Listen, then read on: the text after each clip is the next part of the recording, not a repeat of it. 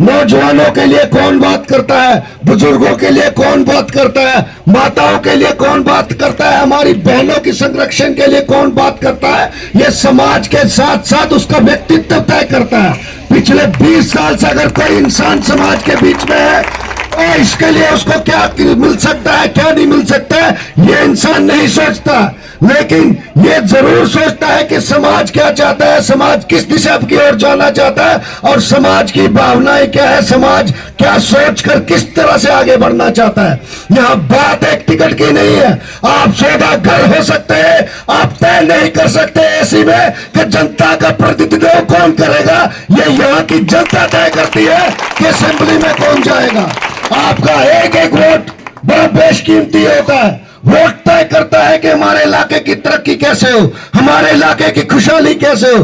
पानी, बिजली, सड़क के साथ साथ आप देखेंगे एजुकेशन, डिस्पेंसरी, हेल्थ सेक्टर के साथ आप देखेंगे कि यहाँ रोडों के साथ रास्ते और रास्तों के साथ यहाँ टंगर में जिस किस्म का सावला कोट का प्रोजेक्ट एक कछुए की छाप से चल रहा है। हमें क्या मिल रहा है? सिर्फ धूल और कच्ची सड़क और रास्ता बंद। आज तक अगर सरकार काम नहीं कर सकती तो ऐसी सरकारों के लिए जनता ने भी दरवाजे अब बंद करना शुरू कर दिए हैं। जनता खुद तय करेगी, ये यहाँ की जनता तय करेगी कि उनका मुकद्दर, उनका भविष्य, आने वाले नौजवान का भविष्य कैसा होगा। ये कोई भी पार्टी तय नहीं कर सकती कि यहाँ का किस तरह से समीकरण बनाया जाएगा। जब जनता इलेक्शन लड़ती है, आपने देखा होगा कि किस तरह से 10,000 से ज्यादा जब हिंदू, मुसलमान, सिख, ईसाई पार्टी के कार्यकर्ता हमारे घर के में पहुंचे तो जनता के लिए दरवाजे तब भी खुले थे, अब भी खुले हैं और आगे भी रहेंगे। ये बात ये अपने मस्तिष्क से निकाल दें। वो दरवाजे बंद नहीं हो सकते जो जनसलाब जनता का उमड़ा। हमने पार्टी से त्याग पत्र दे दिया कि अगर इस तरह से पार्टी में चलेंगे तो पार्टी की ना कोई छवि बचेगी जनता में, ना कोई कार्यकर्ता बचेगा। कार्य करने के लिए क्या होता है, इंसान अगर मेहनत करता है, सुबह से शाम तक काम करता है तो मजदूर को भी उसका पसीना सूखने से पहले मजदूरी मिल जाती है। यहाँ तक 24 साल से निरंतर देश की सेवा करते रहे, आगे भी करेंगे। हम में स्वार्थ की कोई ऐसी भावना नहीं थी। आप देखेंगे कि कौन सा प्रत्याशी सही है और कौन सा जनता के बीच में कार्य करता है। एक तरफ वो है जो पैसे के जनबल पर यह तय करते हैं कि मैंडेट खरीद सकते हैं, जनता को खरीद सकते हैं, लेकिन ये जनता ने तय कर दिया है कि जनता का ईमान, वोट, धर्म, उनमें ताकत नहीं है खरीदने की। जनता जनार्दन होती है, जनता तय करती है। इस वक्त जंग किसकी है? एक तरफ धनबल है और एक तरफ ये सारा जनबल है और जनबल तय करेगा असेंबली में कौन पहुंचेगा। यहां आप देख रहे होंगे कि किस तरह से बेरोजगार नौजवानों के साथ जुल्म सितम। आप ड्राइवर की बात करते हैं, ड्राइवरों को कैसे निकाला जाता है, किस तरह से पैसे दे देकर कंपनियों में व्यक्तियों को लगाया जाता है और कैसे उनके भविष्य के साथ खेला जाता है। नौजवान दर बदर नौकरियों के लिए आगे बढ़ रहे हैं, भीख मांग रहे हैं और कंपनियों में हमारे कुछ एक ठेकेदार पैसे लेके मजदूरी दे रहे हैं, चाहे वो स्किल्ड हो, सेमी स्किल्ड हो या अनस्किल्ड हो। उनका अधिकार उन तक पहुंचाना है, उनको जॉब देनी है और निस्वार्थ भाव से जॉब देनी है। ये देख लीजिए सूरज की किरण, बादल भी हटेंगे और सूरज भी निकलेगा और जनता के माध्यम से निकलेगा। आप क्या बात करते हैं? एक बात, मेरा शख्स पीछे एक मेरे को व्यक्ति मिला, वो कहता है नेशनल कांग्रेस, ये नेशनल कॉन्फ्रेंस का प्रत्याशी, पूरी भीड़ में उसने देखा कि पीछे आ रहे थे गाड़ी में, वो पहचान नहीं पा रही है जनता के किसको टिकट दे रही है। वो अल्लादीन का चिराग लेके ढूंढ रहे हैं कि कम से कम प्रत्याशी ने समाज में काम क्या किया है। उमर अब्दुल्ला की अगर बात करते हैं तो देखिए, जब तो लोकतांत्रिक प्रणाली से एमपी का इलेक्शन हुआ तो इलेक्शन वो भी लड़ रहे थे, इलेक्शन आज रामबन की जनता भी लड़ रही है और इलेक्शन करवा भी रही है।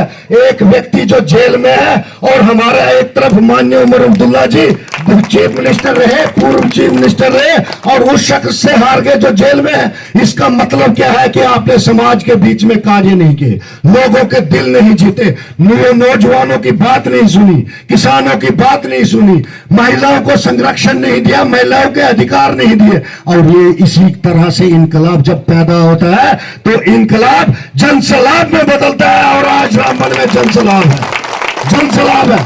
पिछले दिनों मैं देख रहा था माननीय फारूक अब्दुल्ला का एक वीडियो, जिसमें यह कहता है कि गुज्जर तो 500 रुपए में वोट दे देता है। मान लीजिए एक व्यक्ति ने अगर किसी ने पैसे लिए हो तो उनको नाम लेना चाहिए था कि उस व्यक्ति ने वोट बांटा, या इलेक्शन कमीशन को बताना चाहिए था। इस तरह से किसी पूरी कौम को बदनाम नहीं करना चाहिए।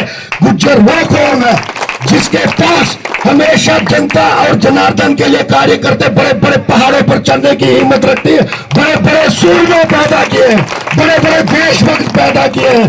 देश की तकदीर, देश के इतिहास में गुज्जर कौम के बलिदान को जम्मू कश्मीर में कोई भुला नहीं सकता, और ऐसे बदनाम करेंगे। वक्त भी ऐसा है, दस्तूर भी ऐसा है, अब उनका हम तख्त भी बदल देंगे और ताज भी बदल देंगे। ये जनता ने निश्चय किया है। उठना है मेरे नौजवानों ने, मेरे भाइयों को, नौजवानों को आगे आना है, मेरे भाइयों को आगे आना है। इस तरह की मानसिक समर्पितता रखने वाले व्यक्तियों को हमारा नौजवान कैसे वोट मांग सकता है, हमारा बुजुर्ग कैसे कह सकता है कि आप नेशनल कॉन्फ्रेंस को वोट दीजिए। और ये सत्ता के दलाल, सत्ता के लोभी, सत्ता के लालची भेड़ियों को जनता के सामने जो जनता का व्यापार करते हैं, जो हमारे वोटों का सौदा करते हैं, उनको इस बार अगर भविष्य में ना कभी पंच बनने देना तो ना उनको सरपंच बनने देना। ये होती है जनता। ये आह्वान किया जाता है, ये नौजवानों को कहा जाता है, यहाँ के सभी भाइयों को कहा जाता है। हमारे बीच में अगर 15 से हमारी बहन जो सरपंच है, जिसने कभी नहीं सोचा होगा कि इसका ये भाई, जिसको जनता का आशीर्वाद प्राप्त है, जनता जिसके साथ कह रही है कि आगे बढ़िए, ये इस मुहिम में यहां तक पहुंची। आखिर क्यों? हमारी माताएं अगर इधर पहुंचती है, हमारे भाई बुजुर्ग अगर इधर तक पहुंचते हैं, तो क्यों? घाड़ी कुमैत से अगर यहां तक लोग जागृति करने आए, तो आखिर क्यों? जानते हो क्यों? क्योंकि हमें अपना हक चाहिए। ये जंग गरीबी और अमीरी की है, जहां जंग लगेगी वहां साथ भी मिलेगा। और ये बात किसकी? अपने असूलों की है, सिद्धांतों की है, नौजवानों के है और उनके अधिकारों की है। हम अपना अधिकार लेंगे, हम अपने अधिकार की एक बार 1000 दफा बात करेंगे। अगर किसी में दम है तो हमारी जनता की बात को कभी नहीं रोक सकता। ये जनता ने निश्चित किया है। इस बार आप कहते हैं वो वोट देने की बात, जनता ने यह तय किया, चाहे प्रत्याशी भाजपा का हो चाहे नेशनल कॉन्फ्रेंस का, दोनों की जमानत जब्त करना निश्चित किया है, निश्चित किया है।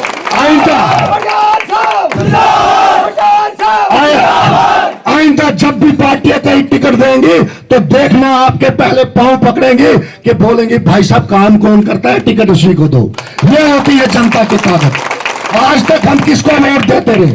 ना अपनी रोजगारी के लिए वोट दिया, ना हमने कहीं अपने इलाके की तरक्की के लिए वोट दिया, ना बिजली पानी, ना अपने रोड के लिए। हम वोट करते रहे पार्टी के पीछे, जैसे पार्टी बोलते रही वोट करते रहे, वोट करते रहे, करते रहे, करते रहे। आज 2024 है, आज भी हम बोलते हैं कि बिजली चाहिए। यहाँ बिजली, जिसको घर में बल्ब नहीं उसको बिल 1500 रुपए का, जिसको 70 रुपए का राशन खरीदने के लिए पैसे नहीं है, वो 800 रुपए का और 1500 2000 का कैसे खरीद सकता है। और ये देखिए, ये जो हमारे भाई बीच में चल रहे हैं, इन्हीं का प्रत्याशी कह रहा था कि हमने पैसे से भेजी है। इन्हीं का प्रत्याशी कह रहा था कि हम पैसे से सूरत बदल सकते हैं, सीरत भी बदल सकते हैं। ये हालत है। ये आज वो दौर है कि कहीं इनका झंडा लेके जाओ, उस प्रत्याशी के लिए वोट मांगने के लिए वो, तो जनता कहती है कि पैसे खा के आए, पैसे खा के आए। और दूसरा प्रत्याशी नेशनल कॉन्फ्रेंस का है, उसके लिए अगर बोलती है देखना धर्म के नाम पर वोट मांगेगा, बोलेगा खतरा आ गया, इकट्ठे हो जाओ। ये हालत है इनकी, ये हालत बना के रखी है इन जनता की। जनता जाग चुकी है, जनता जनाधार, जनता जाग चुकी है, जनता अपने अधिकार को लेना जानती है। हम अगर असूलों की बात करें तो इतने सालों से आप ये देखिए, ये कंपनी के बैरक्स लगते हैं, दीवारें लगती हैं। मेरे को ये बताइए कि टंगर का हमारे नौजवान के लिए रास्ते कहां? इन्हीं कंपनियों के दरवाजे पर बंद हुए हैं। जब आपका ये भाई बेटा असेंबली में पहुंचेगा, ये फूल लेकर आपके पास आएंगे, माला लेकर आपके पास पहुंचेंगे। फूल हम खाएं, गर्दा हम झेलें, और यहाँ से इनकी बदकिस्मती है कि हमारे ऊपर यानी कि इल्जाम ये तराशी करें, यहाँ पर कौमी एकता को खराब ये करें और इस पूरे इलाके की तरक्की को ये रोके। इनको रोड भी बन रहा है पिछले 10 साल से। यहाँ तो श्री रामचंद्र जी 14 साल वनवास काट के अयोध्या आ गए थे, इनको 14 साल में रोड नहीं बन रहा है। ये टंगर का रोड है और ये कहेंगे कि हम विकास करेंगे। कहां सोए हैं इनके ठेकेदार और कहां सोए हैं इनके दलाल? ये जनता जनार्दन है। जिस दिन आपका ये बेटा, आपका ये भाई असेंबली में पहुंचेगा और उस दिन क्या मैं बोलता हूं, ये आज से ही खौफ उनके दिमाग में पहुंच गया कि ये आ रहा है, ये आ रहा है और इनके दरवाजे भी खुलेंगे यहाँ के नौजवानों के लिए, यहाँ के बेरोजगारों के लिए। और वो ठेकेदार के तहत भी डायरेक्ट कंपनी में लेंगे।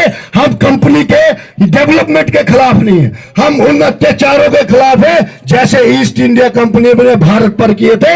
ये अत्याचार टंगर की जनता पर हम होने नहीं देंगे, कभी नहीं होने देंगे। आपको गुमान हो सकता है कि आपके पास पैसा है, लेकिन जनता के जनबल के आगे आपका ये पैसा ऐसे कागजों की ढेर बन के निस्ते नाबूद हो जाएगा कि आप अपनी जमीन ढूंढते ढूंढते परेशान हो जाएंगे। एक होने की बात है, समाज के लिए आगे होने की बात है। और याद रखना, इनकलाब और 2024 का जब राजनीतिक इतिहास लिखा जाएगा तो टंगर वासियों का एक ऐसा सुनहरी अक्षरों में लफ्ज लिखा जाएगा कि इनकलाब की जंग में टंगर वासी, चाहे वो हिंदू था, मुसलमान था, गुज्जर था, किसी भी जात पंथ का था, सबने एक होकर जनता के प्रत्याशी को वोट देकर जिसका चुनाव निशान सलाई की मशीन है, भारी अक्सरियत से जिताया, भारी अक्सरियत से जिताया। ये वो जुनून है, वो जज्बा है जिसके लिए हम संघर्ष करते हैं। ये वादा है। यह जंग किसकी है? एक मजदूर के अधिकार की है। यह जंग किसकी है? अपने हक के लिए है। यह जंग किसकी है? रोजगार के लिए है। यह जंग किसकी है? पानी के लिए है। यह जंग किसकी है? सड़क के लिए है। यह जंग किसकी है? बिजली, एजुकेशन के लिए। यह जंग किसकी है? अपने अधिकार के लिए है, अपने हकूक के लिए है। यह जंग किसकी है? कौमी एकता की है। और रामबन के इतिहास में, रामबन असेंबली सेगमेंट में पहली दफा ऐसा हुआ जहां हिंदू भी एक लाइन पे है, मुस्लिम भी एक लाइन पे है, सिख भी एक लाइन पे और ईसाई भी एक लाइन पे। समाज का हर एक लोग यहाँ पीछे रहने की कोई जरूरत नहीं, किसी के षड्यंत्र में आने की कोई जरूरत नहीं। जनता का प्रत्याशी है, आजाद उम्मीदवार है। हमें भी बड़े होते थे, टुकड़ा के फेंक दिया हमने जनता के लिए। जो भ्रम की स्थिति पैदा करने वाले व्यक्ति हैं, उनका कोई अस्तित्व नहीं है। जिनको ये लगता है हम आज भी आजाद उम्मीदवार थे और आगे भी आजाद उम्मीदवार रहेंगे, ये हमारा संकल्प था। जनता के सामने संकल्प लिया था, उन 10,000 लोगों के सामने संकल्प लिया था कि रघुकुल रीत सदा चली आई, जान जाई पर वचन न जाई। ये वचन है और वचन है कि हमारे घर के दरवाजे सदैव की तरह हमेशा के लिए जनता के लिए खुले रहेंगे। वहां कोई रोक टोक नहीं होगी। आपका दुख, परेशानी, खुशी और आपका जो भी कार्य होगा, आपका ये भाई और बेटा आपके एक वोट के लिए पूरा जीवन समाज के लिए दिया हमने और आगे भी दिया। ये वादा है हमारा। नीयत अच्छी होनी चाहिए, इंसान की सोच अच्छी होनी चाहिए, आगे बढ़ने की क्षमता होनी चाहिए। आगे बढ़ेंगे, संघर्ष करेंगे और जीतेंगे। और दोनों नेशनल कॉन्फ्रेंस और कांग्रेस की नेशनल कॉन्फ्रेंस और भाजपा के प्रत्याशियों की जमानत जब्त करेंगे।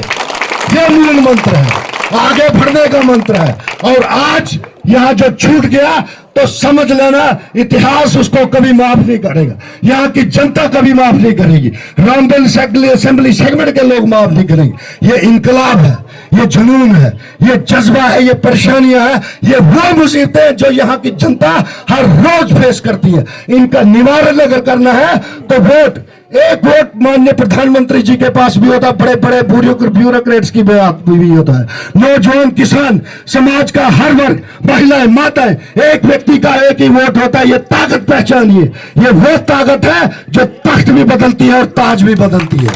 लिहाजा तय किया जब सभी लोगों ने कि जनता के प्रत्याशी यानी सूरज सिंह को उसके सलाई के मशीन पर बटन दबाकर भारी अक्सरियत से जिताना है, तो फिर देर किस बात की, आगे बढ़िए। कैंपेन में शामिल होइए, प्रचार प्रसार कीजिए। हमारी माताएं अगर इतने दूर से जागृति ला रही है तो यहाँ का नौजवान उसको जागना है, यहाँ के बुजुर्ग को आशीर्वाद देना है, माताओं से आशीर्वाद लेना है, संघर्ष की इस कड़ी को आगे बढ़ाना है। जहां तक आपका संपर्क हो सके, भाई पड़ोसी बुजुर्ग माताएं बहनें, जहां तक संपर्क हो सकता है संपर्क साधिए और यहाँ की कमान अपने हाथ में लीजिए, क्योंकि एमएलए सूरज नहीं बनेगा, आप ही में से आपका भाई आपका बेटा बनेगा। जिस दिन अगर ये आपका जनता का प्रत्याशी जीतेगा तो याद रखना, मेरे घर से ज्यादा खुशी आपके घर में होगी, ये तय है।